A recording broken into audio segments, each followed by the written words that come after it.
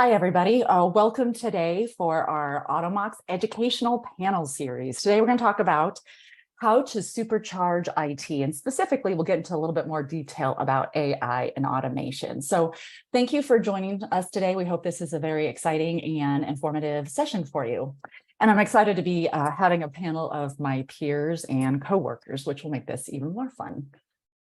So let's go into the agenda really quickly.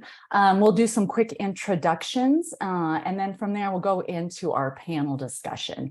We'll do a real quick high-level overview of, what are you guys facing right now? What challenges are you facing? It's good to really kind of put those all in a package to really understand you guys have a lot of challenges in IT in the industry right now.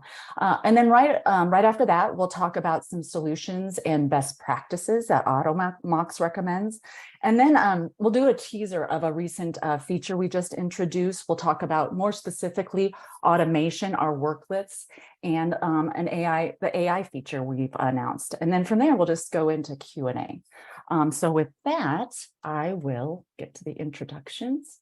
I'll do a quick introduction of myself first. I'm Gina Geisel. I am Senior Product Marketing Manager at AutoMox. So been here for about 2 years, and it's been a great experience and learned a lot. So hopefully you guys do too as well.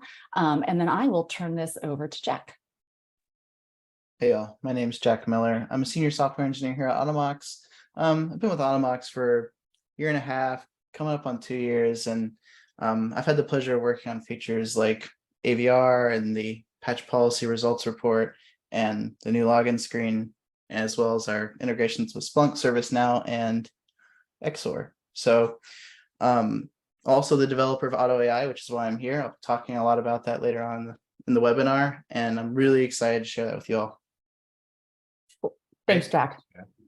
My name's Peter Flasser. I'm on the product marketing team here at AutoMox. Been here for about 2 years as well, and prior to that, I was actually in health IT. Yeah, and I'm David Van Heerden. I've been the manager of IT at AutoMox for the last 2 years, and before that, spent about 8 years in IT leadership at a previous large enterprise company. So it's been a lot of fun joining a startup and building up that bridging the gap between our security team and our IT operations team here at AutoMox. Cool. Thanks, guys. I really appreciate it. Yeah, so among the four of us, you probably have about 180 years of experience in IT or close to it. So we will get into the slides really quickly. So, what are we up against? You guys everybody's probably these are going to resonate with you, but we'll quickly just go through them. And first is tool sprawl. Our tech stacks are just growing exponentially right now.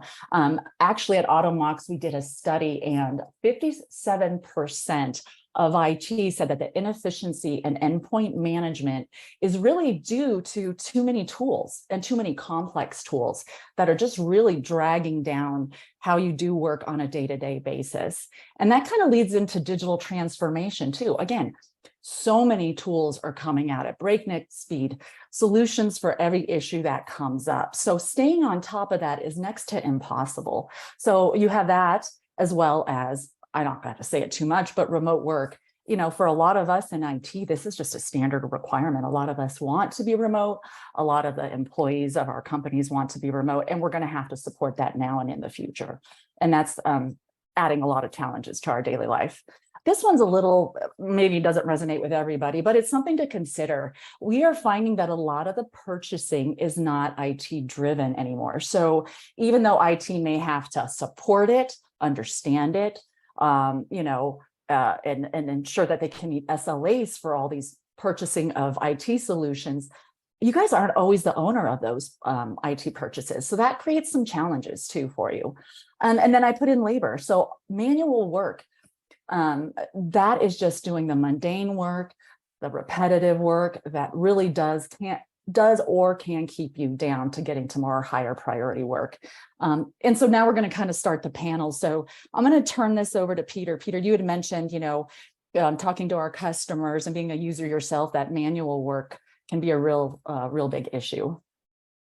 Yeah, I think talking to many of our customers and some prospects as well in the IT community, all five of these really are an issue, and it just depends on the timing as to which one of them's more of an issue for a specific admin at the time. I think across the board, though, what I've observed is pretty consistently time becomes a major problem for IT folks specifically. Obviously, everyone is on a shortage of time, but for IT specifically, there's always a pile of routine work, I'll say. But where it really becomes difficult for most IT teams is things that pop up.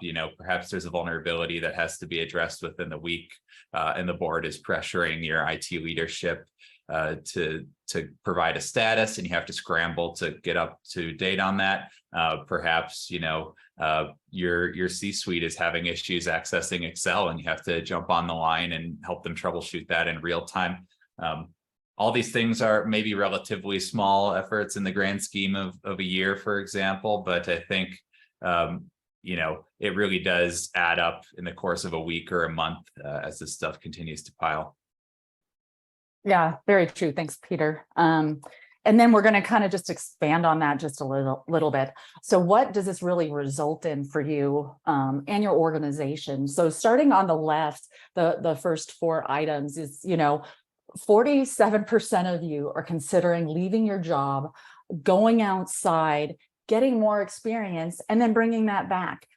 This takes me back to years ago. There was and this is in a lot of industries. This was a theme park industry, but a lot of people I knew and worked in it, they were in management. The going idea was that, if you want to grow in that company, you needed to go out, get more experience, and come back to get that elevated title. So even in IT, I think people are still considering that too, because just staying on top of that skill set, maybe within your own company, can be a challenge itself and not giving you that career growth you're looking for.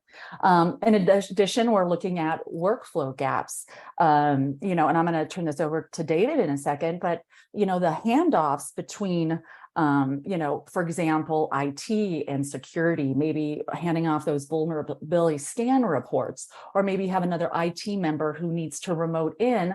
They don't have the capability, but you do. But these are handoffs that create a lot of extra churn and wasted time. But David, you had mentioned one that on workflows as well. Can you provide some more insight on that? Yeah, I mean, I think the more commonly understood and known and experienced one, which is that long sheet of vulnerabilities, or the long sheet of outdated, stale devices, applications that need to be patched, upgraded, replaced, or just remediated. And those workflows are typically large. They're complex. They involve bringing the business down quite often. And there's that arm wrestle between the goals and objectives of the security team and the goals and objectives of the IT operations team, where IT needs to keep the business running and security needs to keep the business secure. And in order to apply those changes and bring the security initiatives into the business, involves a lot of disruption, and IT has a hard time bridging that gap and operating effectively there. One other area that might be a little less common is that of security engineers not having the right access that they need within the environments and restricting their visibility.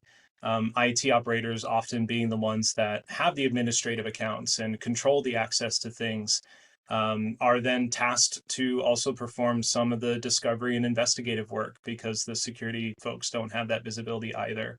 So there's a lot of the overlap and bleed as well that further increases tension and stress and everything else. Yeah, it's a really good point, David. And again, talking to our customers, we see that a lot. And then what we're talking about is just so obvious, IT stress levels. You guys are tired, you're frustrated, and you got to meet your SLAs and objectives and keep the company moving forward. So, but on the other hand, with not enough resources and not the right skill set, you're going to see some lack of business productivity, slow in digital transformation, and competitiveness. And as I mentioned, we'll kind of go to the right side. So what is this resulting in is, CEOs see this as a crisis right now. There's just not enough employees to fill the seats and not enough experience to get the job done. And then we see cyber criminals, they're going to take advantage of this. They take advantage of whatever they can, any exposures and vulnerabilities. And maybe this manual work, overworked IT, overworked security is just creating that perfect environment for them to take advantage of. So we'll kind of get away from the negative side of it and kind of start moving on to, well, what can you do? And some of these are kind of obvious, but it's really good to kind of just level set on what tactics can you take advantage of as IT yourself? What can your management do to help support you? And we kind of came down with these 4 items.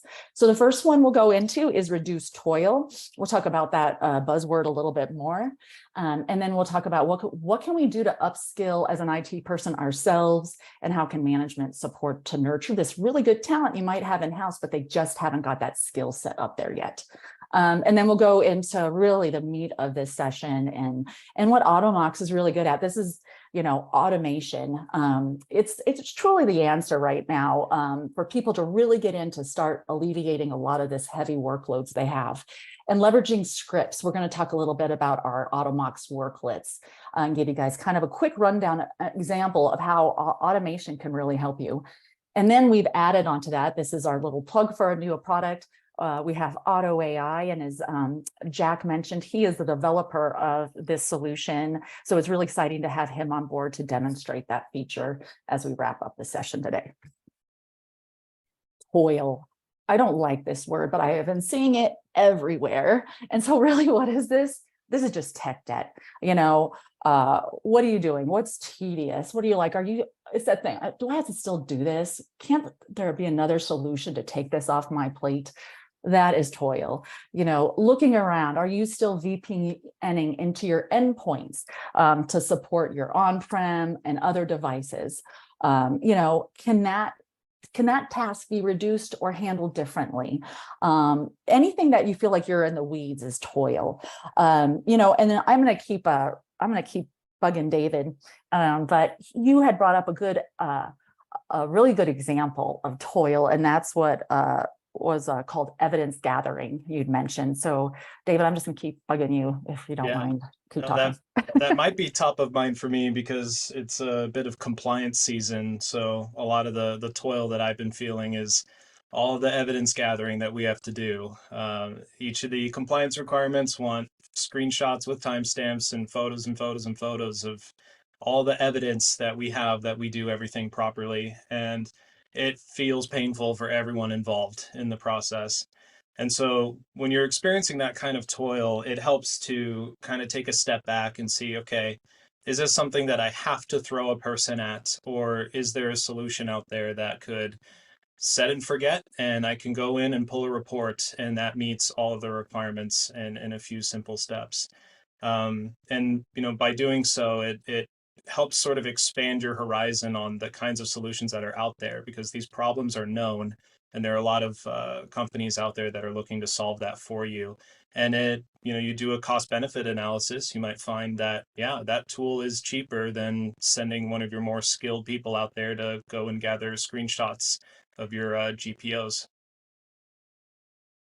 Yeah, and just to add to that, I think, when somebody's responsible for gathering data, organizing, prioritizing data, that's a human effort, and that introduces human error. So you've got that to contend with as well at the end of the day too. So anything else from the team that you see in toil? If not, no pressure. Okay,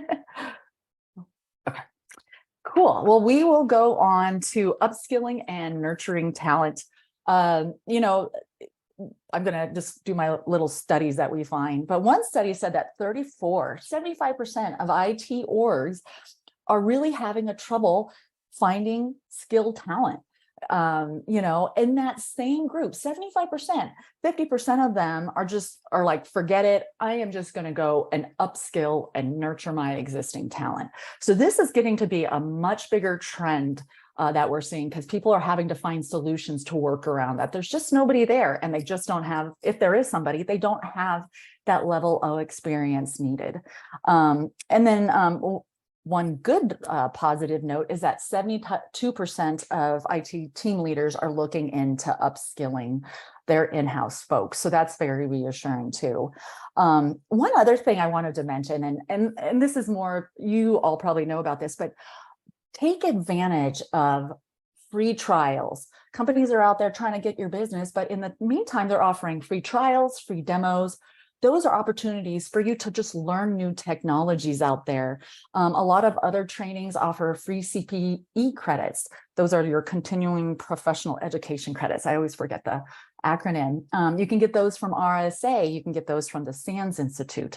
So during that time, you're joining sessions, make sure you're getting those CPE credits too. And then I was talking to one of my coworkers recently, and it's just all about hands-on learning too. Think about it this way, he said, and I really love this. What did your resume look like 6 months ago? And what can you add just from work experience, what you can have on your resume today?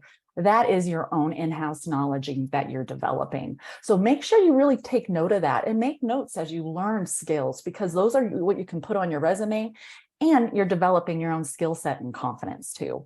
I'm going to turn this over. Gosh, David, I keep bugging you. But one thing we talked about is, okay, I understand I need training. I understand it's important for my personal growth, but how do you work with your management to get them on board on that same path and objective?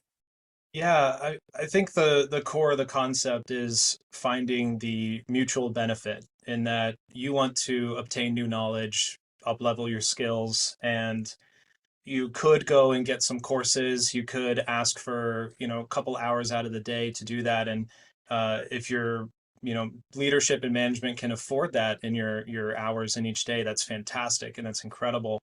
But I think we often feel, especially in those crunch times where you just don't have time to go and take that class, or you're too exhausted and tired with life to do it on your extra hours on the weekend and evenings. And so one of the strategies that I like is finding that mutual benefit to say, okay, there's a project that involves a piece of software or tool that I'm not super familiar with. I know enough about it to be dangerous, but I don't consider myself an expert, or a member of my team doesn't. And that's where you can tap into that product, that tool, and tap into their resources, their sales engineers, their professional services team, their customer success managers, and ask for their help and assistance in solving these complex problems that you have never seen before or haven't touched on yet. And in my experience, I find that you end up making connections with some incredibly smart people who will give you those notes. You can ask them those shy questions about how something kind of works in your own environment, and they can teach you and educate you. And as you said earlier, Gina, it's something that you can add to your resume. I tell my team, this project is a resume generating event, or resume padding event, where you can totally add this in, that you are now leveled up knowledge expert in a new tool or new type of technology. Yeah, that's a really good point. And Jack, I hope I'm not catching up guard, but you had said something about how tools can, how you can demonstrate expanded net productivity with tools and learning. Anything else you want to elaborate there on? Yeah, I mean, I think IT has this conundrum where you're expected to do everything under the sun in regards to the tech advocacy for an organization, and you're expected to do it with perhaps not maybe an optimal team, right? Especially not in the tech sector. And so I feel like those kinds of cases make it kind of difficult for you to advocate for a bigger headcount or more people or whatever. But the best thing you can do is, increase the robustness of your unit employee, right? And I think that's I think it's a mutually beneficial relationship when you can go to your IT organization and you can say, hey, we'd really love it if we had more versatile skill sets. At the same time, you can get those certs, you can expand your own knowledge, make yourself more marketable for your future career goals that maybe align with you anyway. Yeah, I think that's really important. Exposing yourself to those, getting every opportunity you can to expose yourself to new skill sets, and upskilling your tech force. Yeah, that's a really good point. And, I don't know if a lot of other folks have done this, but, have a folder in your Outlook. And as you are learning these skills, even just a little bit, and, oh, I learned this, you can go back to that and just realize how much more robust your resume is and your skill set. It's really amazing when you just dive in and working with your manager, showing that productivity that you can accomplish just alone on yourself by learning these skills. You can take you pretty far. And Yeah, as I've got a couple things to add. As I'm sorry, Peter. Yeah. Oh, it's totally fine. I think, there's been discussion for a number of years on the skills gap in IT, right? And I think what it may come down to potentially is just a misalignment of expectations and what a role should be able to achieve and what prerequisite kind of skills you should have.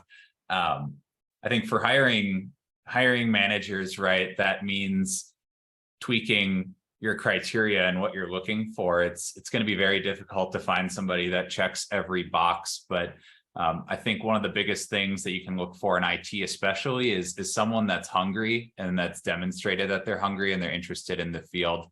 5 years from now, many of the skills that you use today as an IT person are unlikely to be as relevant as they are today.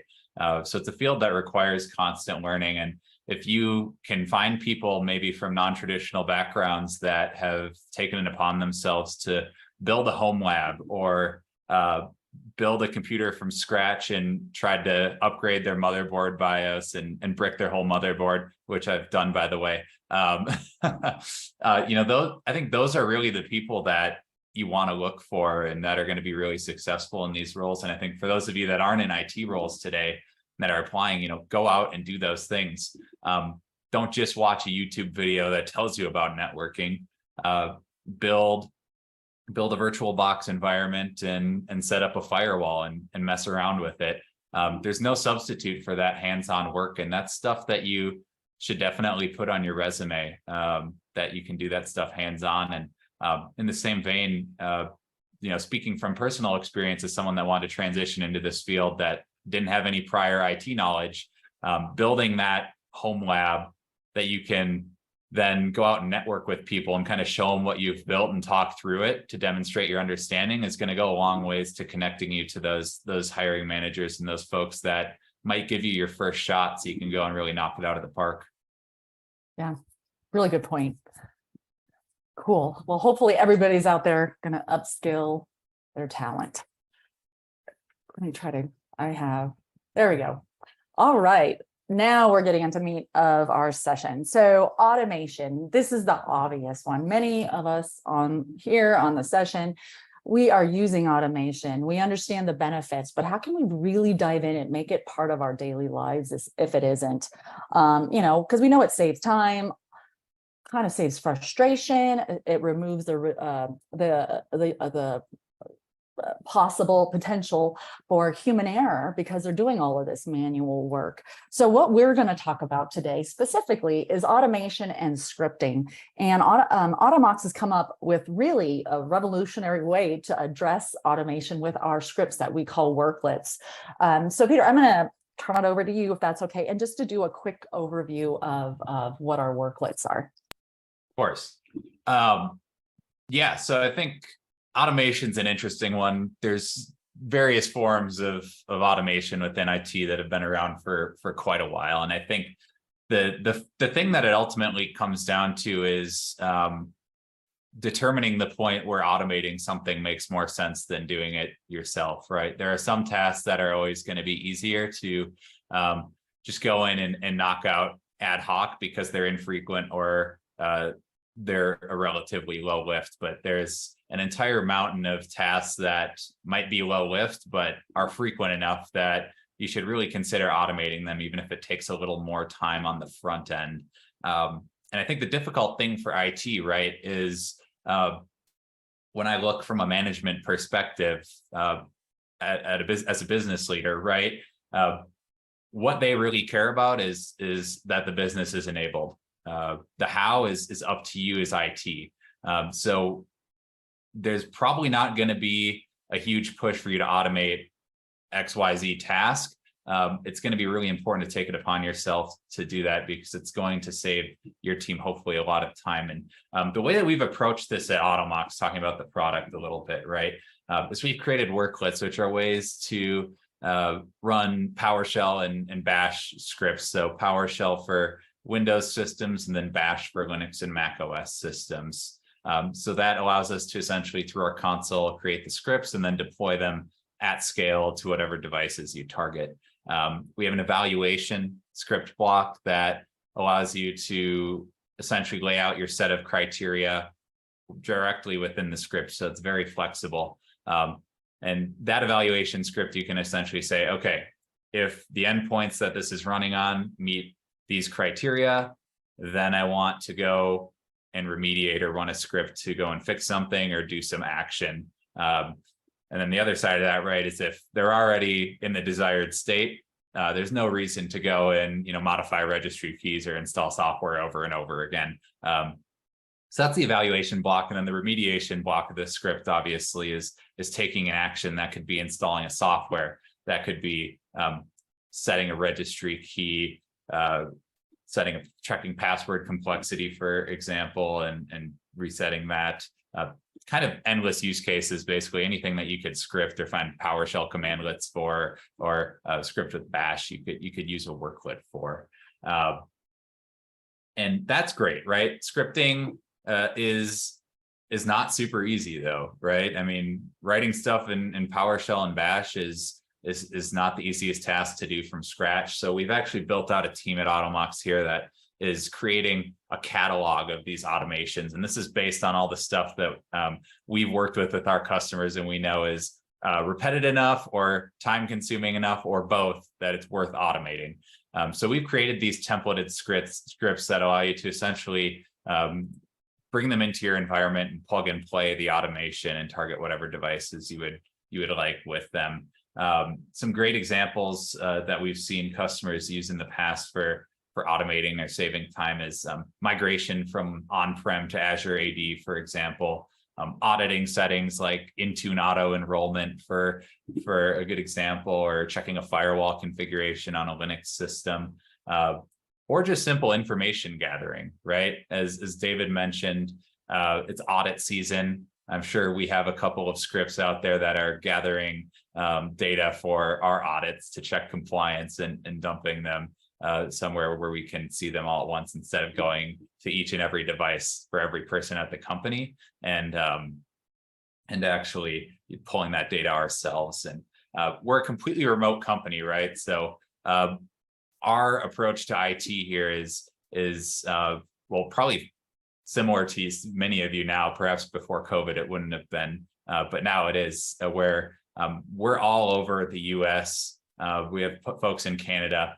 We can't physically go places to troubleshoot devices. We can't rely on a VPN 100% of the time to ensure folks are patched or have a desired state of configuration met. So that's kind of why we built the product. So Gina, I'll pass it back to you to run through some of the top worklets. I believe these are just the most popular worklets today that our customers are using.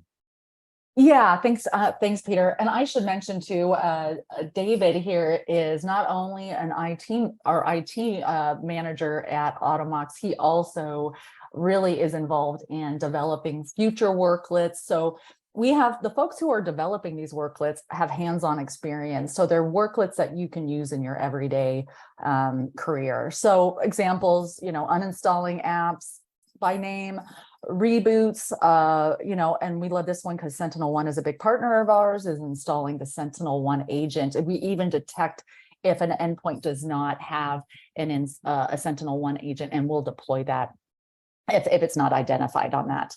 And then we can do software installations. And this is a big one, is, upgrade Mac OS. I know we've talked about this before, but Automox can support Linux, Windows, and Mac OS. So you have this single tool that can handle pretty much a lot of customized automations across your OSs and across different architectures. So that's pretty exciting. Okay, so now we're going to really get into what's kind of fun. This is our AI, what we are calling Otto AI. I mentioned we introduced Otto AI on this Tuesday. Really exciting feature.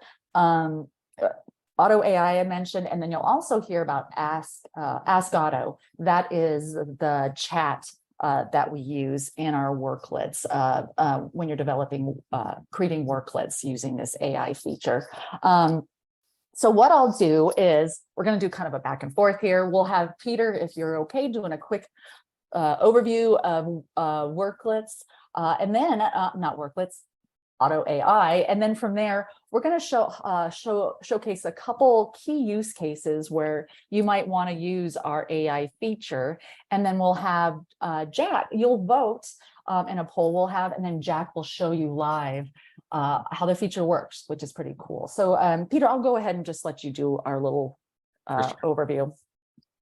Yeah, so we talked about worklets, right? That way to deploy PowerShell and Bash scripts down to those Windows, Mac, and Linux endpoints. And we talked about the catalog, which is that stuff that we build in-house with our experts in PowerShell and Bash scripting. They'll create the templates that essentially allow you to change a couple of variables or take a completely pre-made script if it's not required to be tailored, and deploy that at scale in your environment.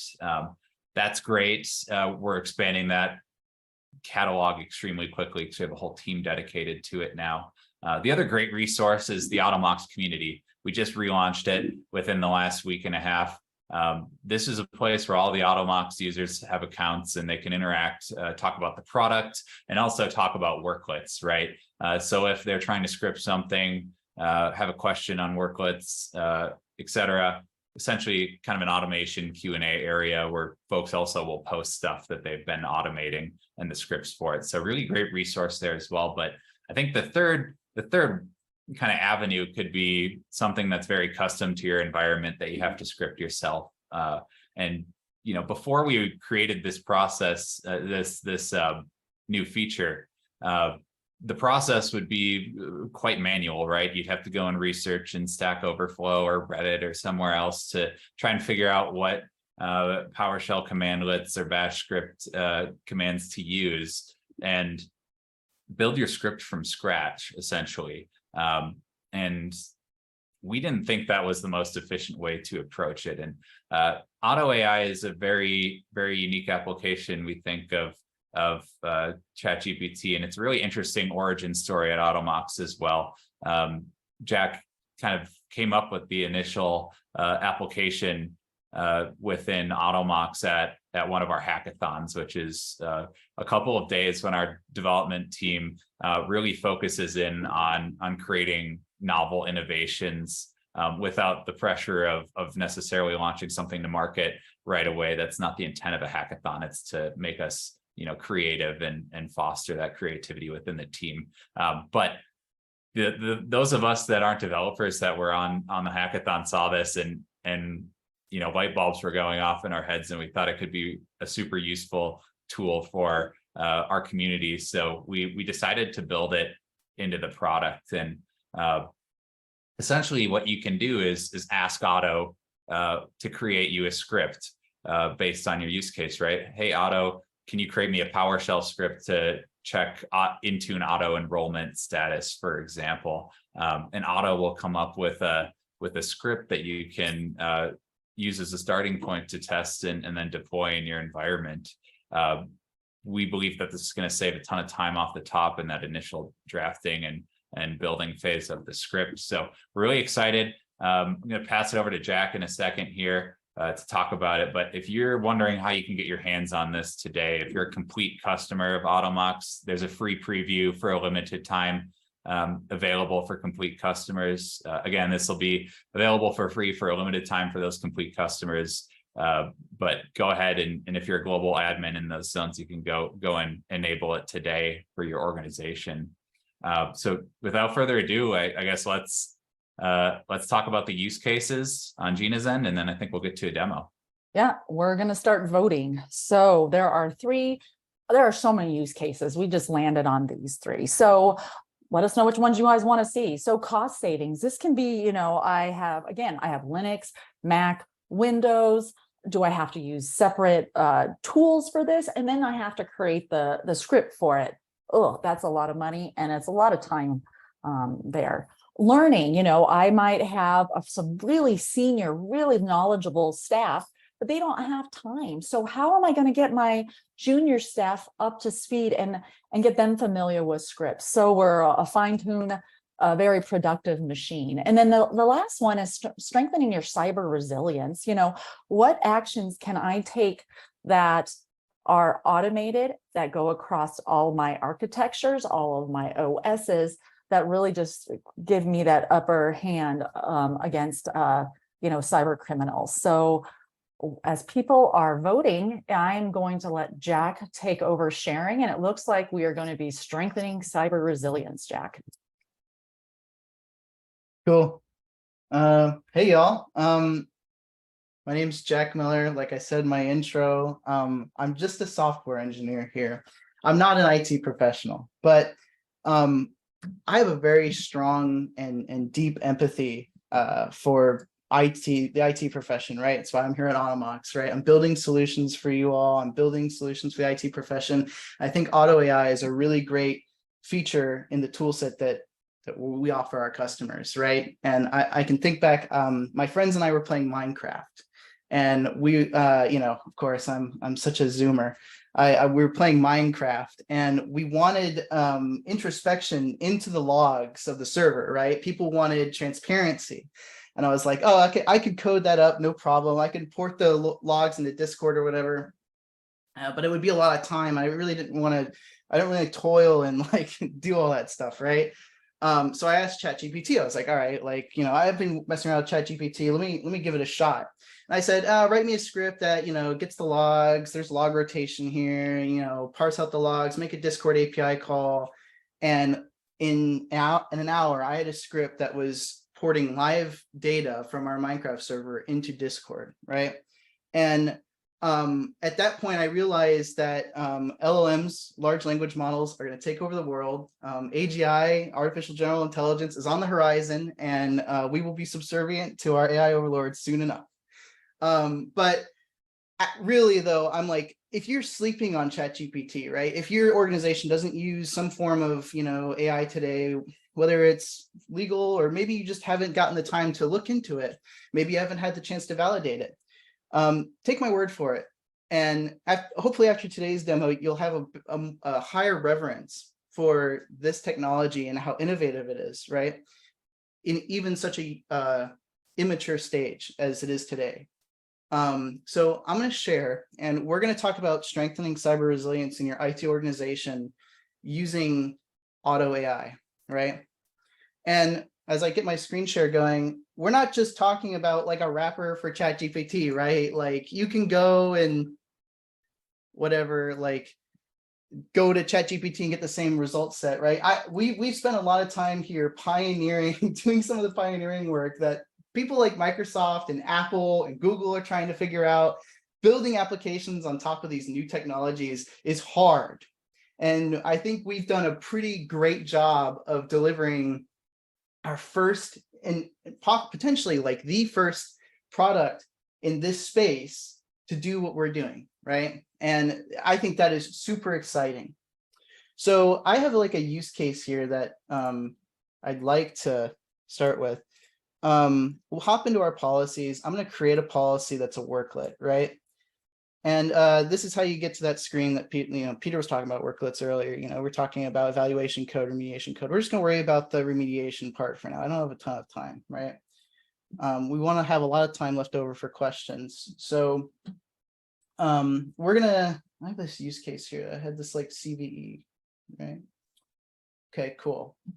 Let me hop into here. Ask Otto is available to our complete customers today, but there's a couple caveats I just want to go over really quick. When you obviously ChatGPT is this sort of some organizations are prohibited from using it because of legal or whatever, what have you. And today, global administrators of your Automox account need to go in and enable this.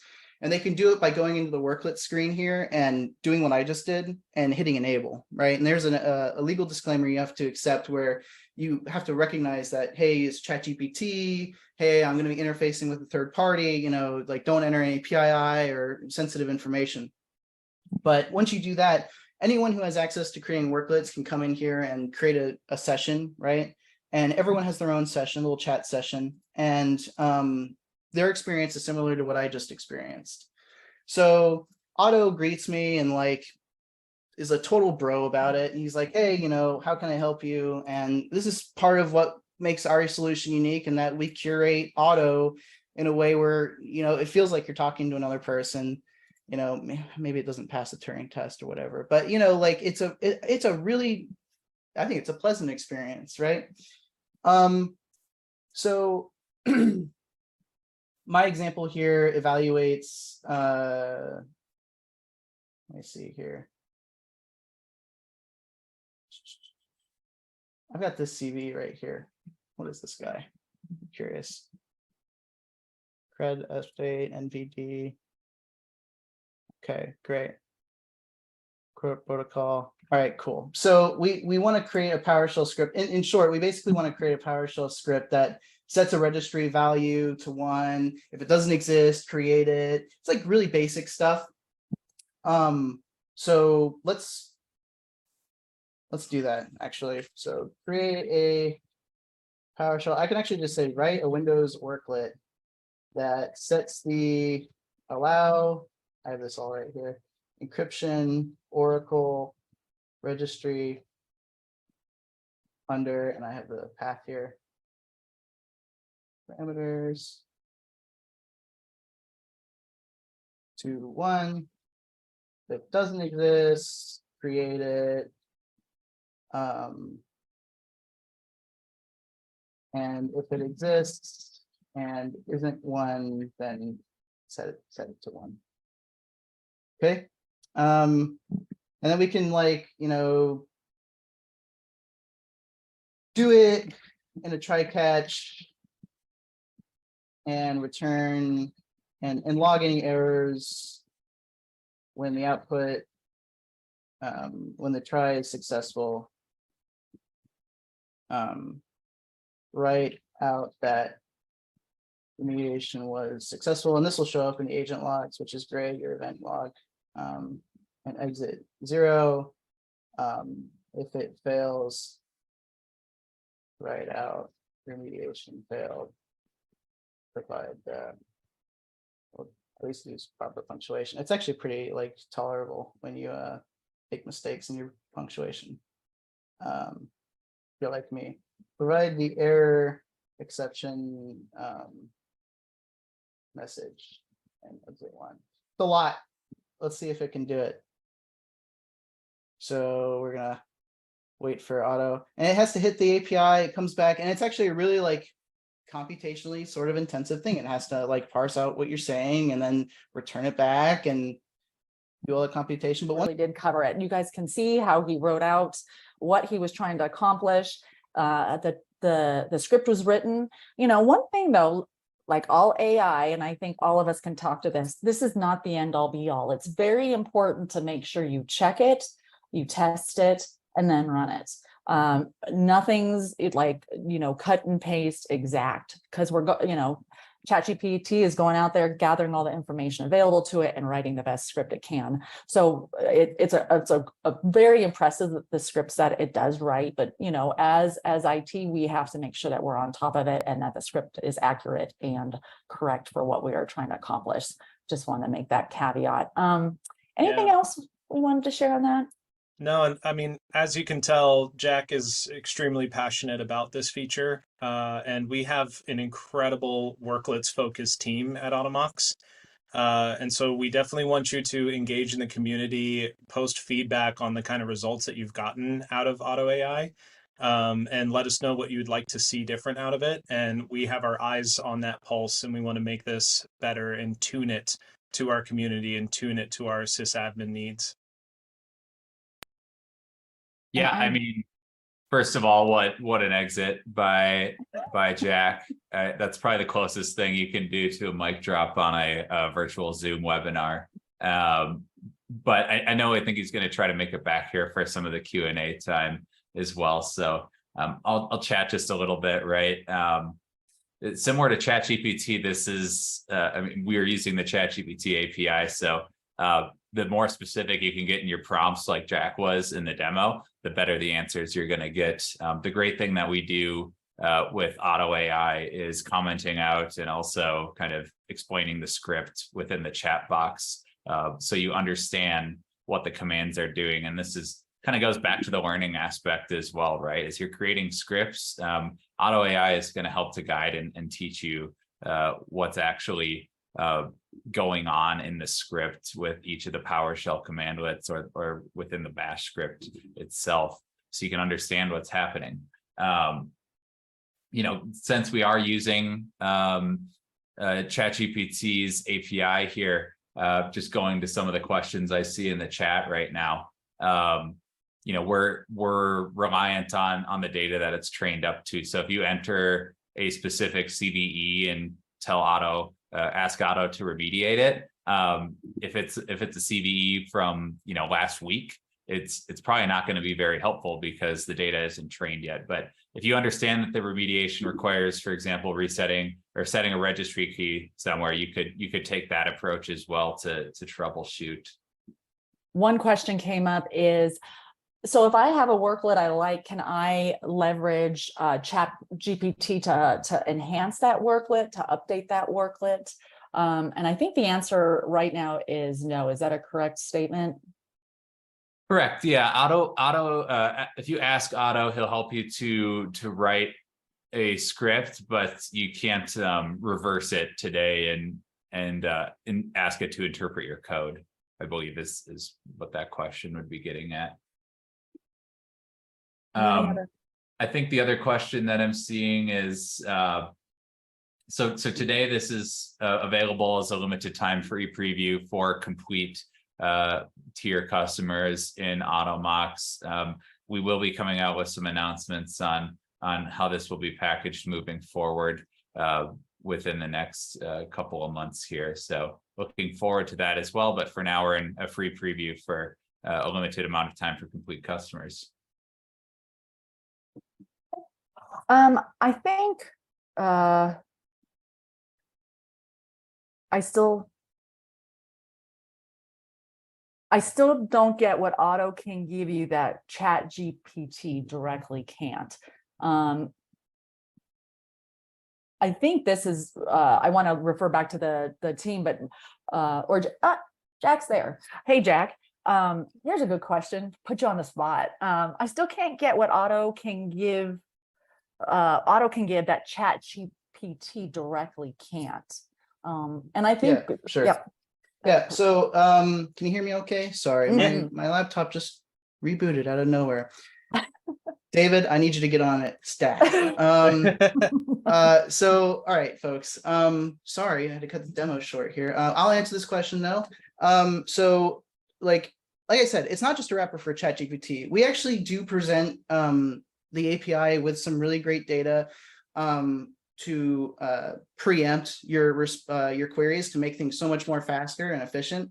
Like we tell it like what worklets are and how they should be writing them and how to write them the best way, right? I mean, there's probably a solid like 2 paragraphs worth of configuring that goes into actually prompting the model to give you the best results possible. And I mean, sure, you could go to ChatGPT, open up a new chat, and then like write out all the different parameters and things the way you want to write code. But we've really created an experience that is curated to producing the best results in the context of writing Bash and PowerShell scripts. That's our answer, right? Otherwise, we could have just shipped it in like a week and called it a day, right? I think one tangible example of that is when you look at the creation of a worklet. We have the 2 blocks that are the evaluation block and then the remediation block. And you can ask Otto in each of those blocks to do something, and you'll see he spits out an entirely different kind of response depending on if you're in the evaluation part or the remediation part.